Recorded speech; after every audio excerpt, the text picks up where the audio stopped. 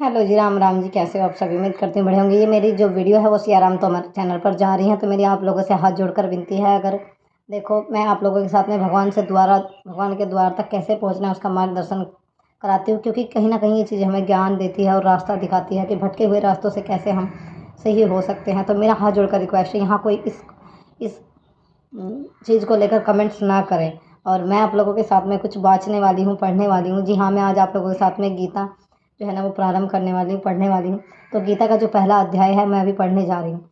शब्द कुछ कष्ट होंगे, शब्द कुछ कैडे होंगे, लगेगा आप लोगों को कि कहीं नहीं पढ़ना। गीता पढ़ना बहुत भाग्य की बात है कि मुझे ये मौका मिला, मैं गीता पढ़ पाऊँगी और आप लोगों के साथ मैं इस नए चैनल पर, सियाराम तोमर वाले चैनल पर शेयर करूँगी। तो चलिए पहला अध्याय पढ़ते हैं। पहला अध्याय।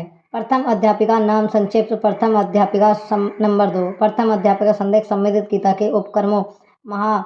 महाभारत युद्ध प्रारंभ। इतिहास नंबर 3। धृतराष्ट्र का प्रश्न नंबर 4। कर्म क्षेत्र कुरुक्षेत्र परिचय आदि।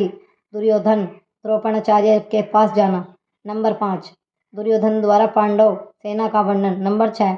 युयुधन विराट और द्रौपद का परिचय नंबर 7। धृष्टपुत्र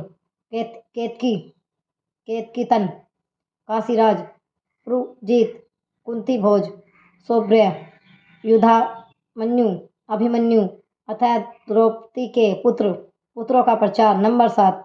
महारथी का लक्षण अर्थात द्रौपद भीष्म कर्ण कृष अवसात्मा विकर्ण और भूर सर्वा आदि।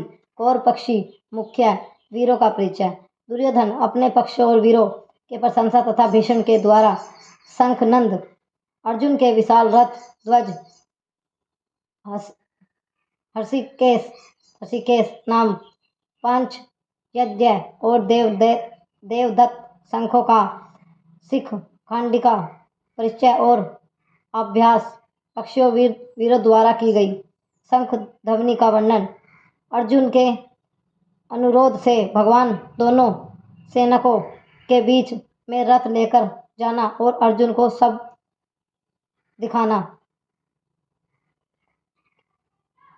दोनों ओर के सर्जनों को देखकर उनके मरण की आशा से अर्जुन का सकुल होना और कुल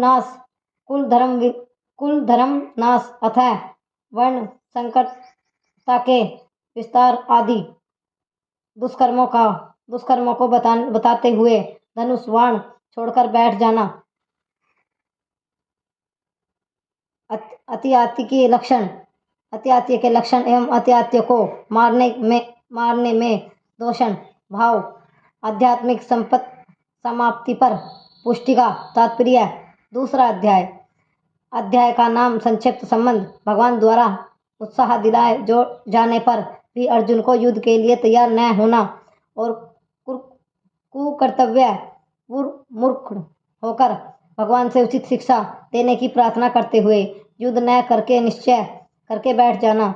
शिक्षा के लक्षण भगवान के द्वारा आत्म तत्व का निरूप और संख्या योगी की दृष्टि में अर्जुन को युद्ध के लिए प्रोत्साहन मिलना। क्षत्रिय क्रम अनुसार कर्म युद्ध की उत्पेदनता और आवश्यकता वर्णन करके भगवान को अर्जुन को युद्ध के लिए प्रोत्साहित दिलाना।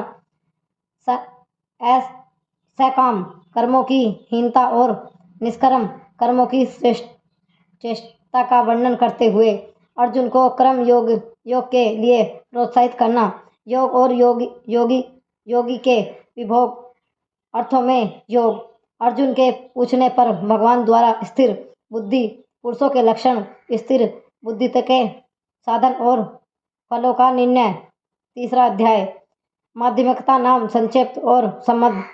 अर्जुन के पूछने पर संख्या और कर्मयोग दोनों ही निष्कर्षताओं का वर्णन करते हुए अर्जुन को कर्तव्य कर्म करने के लिए आदेश देना।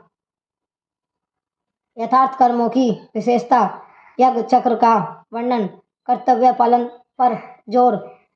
ज्ञानी के लिए कर्म की व्यक्तता न होने पर भी लोक संग्रह है।